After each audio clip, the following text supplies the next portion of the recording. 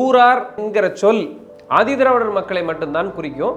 அதனால குறிப்பாக ஆதிதிராவிடர்னு எங்களை சேர்க்கணும். அந்த சாதிகள் சார்ந்த அந்த அமைப்புகளோ பிரதிநிதிகளோ வந்து பேசலை. இந்த வாதம் வச்சது தமிழ்நாடு அரசனுடைய இந்து சமய அறநிலையத்தினுடைய அதிகாரி, அதாவது நிர்வாக அதிகாரி, எக்ஸிக்யூட்டிவ் ஆஃபீஸர் பேசுகிறார். மாநிலம் முழுமைக்கும் இருக்கக்கூடிய எல்லா இந்து சமய அறநிலையத்துறையினுடைய கட்டுப்பாட்டில் இயங்கக்கூடிய எல்லா திருவிழாக்களிலும் இதே மாதிரி சாதிகளுடைய பெயர்கள் நீக்கப்பட்டு அகற்றப்பட்டு சாதி பெயரே இருக்கக்கூடாது அப்படிங்கிறது ஒரு வரவேற்க வேண்டிய தீர்ப்பு. விருதுநகர் மாவட்டத்துக்கு வீரன் சுந்தரலிங்கம் அப்படிங்கிற ஒரு பெயர் வந்து அந்த போக்குவரத்து கழகத்துக்கு வைக்கப்பட்டது இதே திமுக அரசால். ஸோ பட்டியலின மக்களுடைய பெயர் ஒரு பொது தளத்தில் வரும்போது அதுதான் பாதுகாக்கப்படணும். புதுக்கோட்டை மாவட்டத்தில் பட்டுக்கோட்டை அப்படிங்கிற ஒரு ஊர். இந்த பட்டுக்கோட்டையில் ஸ்ரீ நாடியம்மன் திருக்கோயில்னு ஒரு கோயில் இருக்குது. இது கிருஷ்ணதேவராயருடைய ஆட்சி காலத்திலேயே அந்த கோயில் கட்டப்பட்டுச்சு. அப்போது கிருஷ்ணதேவராயர் ஆட்சி காலந்து வந்த ராஜுக்கள் சொல்லக்கூடிய அந்த மக்கள், நாயுடு மக்கள், இப்படின்னு வேறு வேறு சமூகம் சார்ந்த மக்கள் எல்லாம் தொடர்ந்து அந்த கோயிலை சுற்றி இருக்கிறாங்க.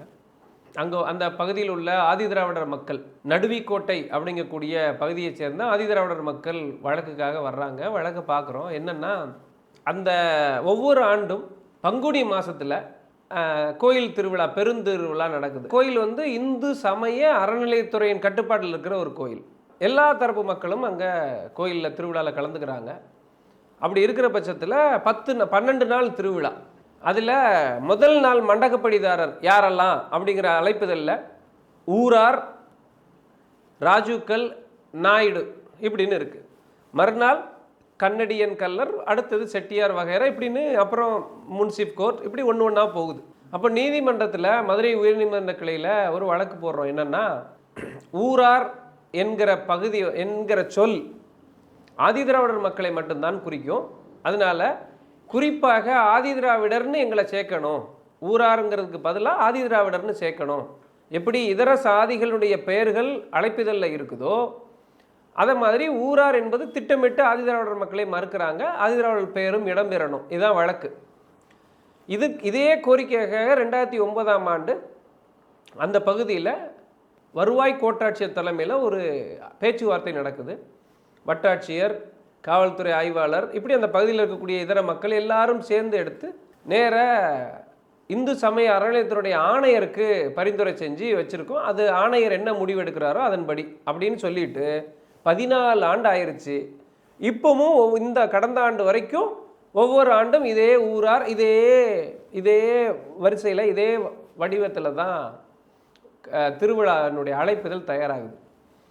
அப்படி சூழலில் தான் வழக்கு உயர்நீதிமன்றத்தில் வழக்கு தாக்கல் பண்ணுறோம்.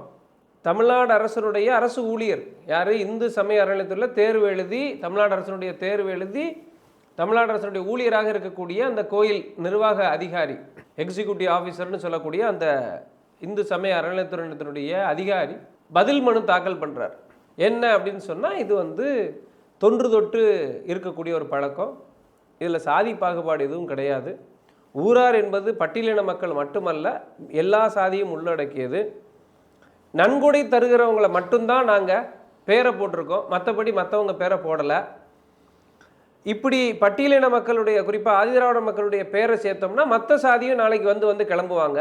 இதை நினச்ச உடனே மாற்றிட முடியாது அப்படின்னு கோயில் நிர்வாக, அதாவது யாருன்னா அந்த அந்த அந்த சாதிகள் சார்ந்த அந்த அமைப்புகளோ பிரதிநிதிகளோ வந்து பேசலை. இந்த வாதம் வச்சது தமிழ்நாடு அரசனுடைய இந்து சமய அறநிலையத்தினுடைய செயல் அதிகாரி, அதாவது நிர்வாக அதிகாரி, எக்ஸிக்யூட்டிவ் ஆஃபீஸர் பேசுகிறார்.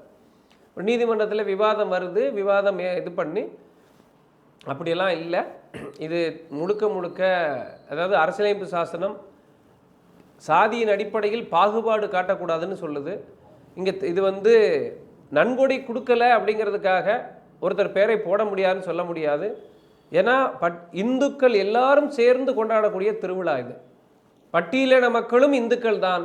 அதனால் பட்டியலின மக்களும் இந்த திருவிழாவில் பெயர் இருக்கணுங்கிறது தான் சரியாக இருக்கும்.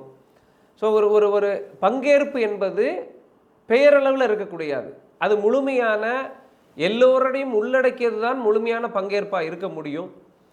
அப்படி சூழலில் பட்டியலின மக்கள் பெயரை இந்த அழைப்பதில் சேர்த்துக்கிட்டால் மட்டும் போதுமா, அதுவே நிலையான தீர்வாக இருக்குமா அப்படிங்கிற ஒரு கேள்வியும் நீதிமன்றம் எழுப்பி, அல்ல இது முழுமையான இதாக தீர்வாக இருக்கும்போது சாதி சமய அடிப்படையில் எந்த பெயரும் திருவிழா அழைப்பதில் அரசு, தமிழ்நாடு அரசு நடத்தக்கூடிய இந்து சமய அறநிலையத்துறையின் அடிப்படையில் அச்சிடக்கூடிய இந்த திருவிழாவில் எந்த சாதியும் எந்த சமயங்களுடைய பெயர்களும் இடம்பெறக்கூடாது, முழுக்க அமைப்புகள் பேர் மட்டும்தான் இங்கே இருக்கணும் அப்படின்னு சொல்லி ஒரு முற்போக்கான தீர்ப்பை, எது சாதியற்ற சமூகம்னு கிடக்கிறோமோ அதில் பெரும்பாலும் கோயிலுக்கு பங்கு இருக்குது. சாதி வெளிப்படையாக கோலோச்சுகிற கோயில்கள், கோயில் நிர்வாகம், அந்த மண்டகப்படி நடத்துவது, திருவிழாவில் முன்னுரிமை கொடுப்பது, தலைக்கு பரிவட்டம் கட்டுவது, இப்படின்னு நிறைய நம்ம ஊரில் சாதி காரணமாகவே முன்னுரிமை கொடுக்கக்கூடிய நிறைய இருக்குது கோயில்கள். நிறைய ஊர்களில் பட்டியலின மக்கள் கேள்வி எழுப்ப முடியாத சூழலில் இருக்கிற சூழலில் இந்த நடுவிக்கோட்டை ஆதிராவிடர் மக்கள் கொஞ்சம் முன்மாதிரியாக இருந்து நீதிமன்றத்தை அணுகி இப்படி ஒரு தீர்ப்பு வந்திருக்க. இந்த தீர்ப்பு அந்த கோயிலுக்கு மட்டும்தான், அந்த ஏன்னா வழக்கு அந்ததுக்காக மட்டும்தான். ஆனால் இந்து சமய அறநிலையத்துறையின் கட்டுப்பாட்டில் உள்ள எல்லா கோயில்களுக்கும் மாநில அரசு விரும்பும் பட்சத்தில், மாநில அரசு முயற்சி எடுக்கும் பட்சத்தில், ஏன்னா இது எல்லா கோயிலுக்கும் பொருந்தும். ஏன்னா இந்திய அரசியலமைப்பு சாசனம் என்ன சொல்கிறாங்கன்னா, உச்சநீதிமன்றமும் உயர்நீதிமன்றமும் வழங்கும் தீர்ப்புகள் எல்லாமே சட்டம் அப்படிங்கிற பட்சத்தில் இது அந்த கோயிலுக்கு மட்டும்னு சுருக்கி பார்க்க முடியாது. மாநிலம் முழுமைக்கும் இருக்கக்கூடிய எல்லா இந்து சமய அறநிலையத்துறையினுடைய கட்டுப்பாட்டில் இயங்கக்கூடிய எல்லா திருவிழாக்களிலும் இதே மாதிரி சாதிகளுடைய பெயர்கள் நீக்கப்பட்டு அகற்றப்பட்டு பட்டியலின மக்கள் இந்த ஊரில் வாங்கின இந்த தீர்ப்பு அடிப்படையில் சாதி பெயரே இருக்கக்கூடாது அப்படிங்கிறது ஒரு ஒரு வரவேற்க வேண்டிய தீர்ப்பு. ஏற்கனவே தெருக்களின் பெயர்களில் இருக்கக்கூடிய சாதிகளை தமிழ்நாடு அரசு ஏற்கனவே இதே மாதிரி நீக்கியிருக்கு, மனமோந்து நீக்கி இன்றைக்கி தமிழ்நாட்டில் உள்ள தெருக்களின் பெயர்களில் சாதியே இல்லாமல் போனது இயல்பானது அல்ல. ரொம்ப திட்டமிட்டே மாநில அரசு அதை இப்படி தான் இருக்கணும், சாதி பேரே வரக்கூடாதுங்கிற அடிப்படையில் கொண்டு வந்தது அரசாணை எழுப்பி. இப்போ அரசுக்கு கூடுதலாக நீதிமன்றமும் ஒரு தீர்ப்பு கொடுத்துருக்கு. இதில் ஒரு ஒரு ஒரு வழக்கறிஞராக தாண்டி ஒரு சமூக பார்வையாளனாக பார்க்கும்போது ஒரு சின்ன ஒரு இன்னொரு எதிர்கருத்தும் தோணுது. என்ன அப்படின்னு சொன்னால், தமிழ்நாட்டுக்கிட்ட பார்த்திங்கன்னா முந்தி இப்போ மதுரையில் இருக்குது பாண்டியன் டிரான்ஸ்போர்ட் கார்பரேஷன் தான் இங்கே இருந்துச்சு, சென்னையில் பல்லவன் இருந்தது, திருநெல்வேலியில் எங்கள் ஊரில் கட்டபொம்மன் கேடிசி அப்படின்னு வச்சு நாகர்கோவிலுக்கு நேசமணின்னு இருந்தது. ஆனால் எல்லா ஊர்களுக்கும் மாவட்டத்துக்கும் அப்படி இல்லை. ஒரு கட்டத்தில் எல்லா மாவட்டத்திற்கும் ஒரு பெயர் வைக்கப்பட்டுச்சு, தந்தை பெரியார்னோ அறிஞர் அண்ணானோ இப்படின்னு ஒவ்வொரு ஊருக்கும் அந்த தூத்துக்குடிக்கு வஉசினோ இப்படி ஒவ்வொரு ஊருக்கும் கொண்டு வரப்பட்ட போது விருதுநகர் மாவட்டத்துக்கு வீரன் சுந்தரலிங்கம் அப்படிங்கிற ஒரு பெயர் அந்த போக்குவரத்து கழகத்துக்கு வைக்கப்பட்டது, இதே திமுக அரசால். அப்படி வைக்கப்பட்ட போது சிக்கல் என்ன வந்துச்சுன்னு சொன்னால், அந்த பேருந்தில் பேர் வைத்ததற்காகவே மிகப்பெரிய சாதி கலவரமெல்லாம் தென் மாவட்டத்தில் மூண்டது. அதனுடைய தொடர்ச்சியாக என்ன ஆச்சுன்னு சொன்னால், ஒரு ஆணையம் நியமிக்கப்பட்டது. அந்த ஆணையத்தினுடைய அறிக்கையின் அடிப்படையில் தமிழ்நாடு அரசு என்ன முடிவுக்கு வந்ததுன்னா, தமிழ்நாடு முழுமைக்கும் இருக்கக்கூடிய எல்லா மாவட்டத்திலும் இருக்கக்கூடிய தலைவர்களுடைய பெயர்களெல்லாம் மொத்தமாக நீக்கப்பட்டுச்சு. நீக்கி இன்றைக்கி இருக்கக்கூடிய தமிழ்நாடு அரசு போக்குவரத்து கழகம்னு ஒரே பெயராக வந்துச்சு. அதில் உலக பொதுமறை தந்த திருவள்ளுவர் பெயரும் போச்சு. இப்படி அறிஞர் அண்ணா போனார், பெரியார் போனார், டாக்டர் அம்பேத்கர் போனார், இப்படி எல்லா சமூக மாற்றத்திற்காக வேலை பார்த்த தலைவர்கள் பெயர்கள்லாம் கூட சேரன் சோழன் பாண்டியன் ரொம்ப ஆண்டாக இருந்த பல்லவன், இப்படி எல்லா பேரும் போச்சு.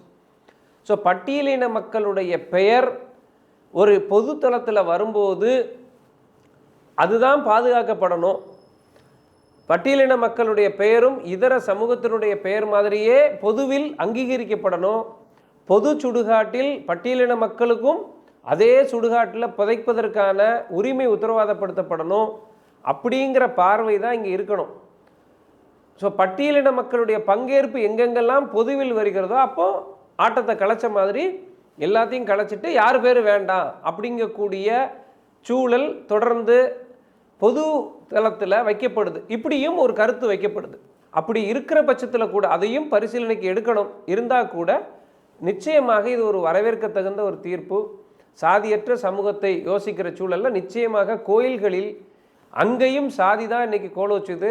அந்த சூழலில் அதிகாரமிக்க பிற்படுத்தப்பட்ட, மிகவும் பிற்படுத்தப்பட்ட மற்றும் முற்படுத்தப்பட்டதாக சொல்லப்படக்கூடிய சாதிகளின் பெயர்கள் தொடர்ந்து இருக்கிற சூழலில் பட்டியலின மக்களுடைய பெயர் இன்னைக்கு அந்த கோரிக்கை வலுவாக வந்து எந்த சாதியும் பெயரும் அரசினுடைய திருவிழாக்களில் அரசு அச்சிடக்கூடிய அழைப்பிதழில் இருக்கக்கூடாதுன்னு வந்திருக்கக்கூடிய தீர்ப்பு, அதுவும் உயர்நீதிமன்றத்தினுடைய தீர்ப்பு, 2 நீதிபதிகள் அடங்கிய தீர்ப்புங்கிறது ரொம்ப முக்கியமான ஒரு தீர்ப்பாக தமிழ்நாட்டில் இருக்குது. ஏன்னா அடுத்த மார்ச், இந்த வரக்கூடிய மார்ச் ஏப்ரல் மாதங்களில் தமிழ்நாடு முழுமைக்கும் எல்லா ஊர்கள்லையும், பெரும்பாலான ஊர்கள்லையும் கிராமங்களில் திருவிழா நடக்க போகிற ஒரு இது.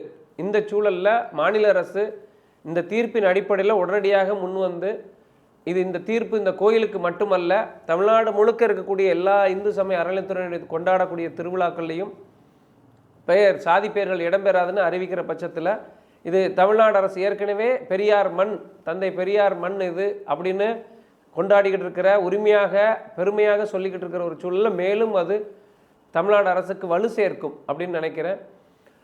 ரொம்ப உண்மையிலேயே வரவேற்க தகுந்த ஒரு தீர்ப்பு தான்.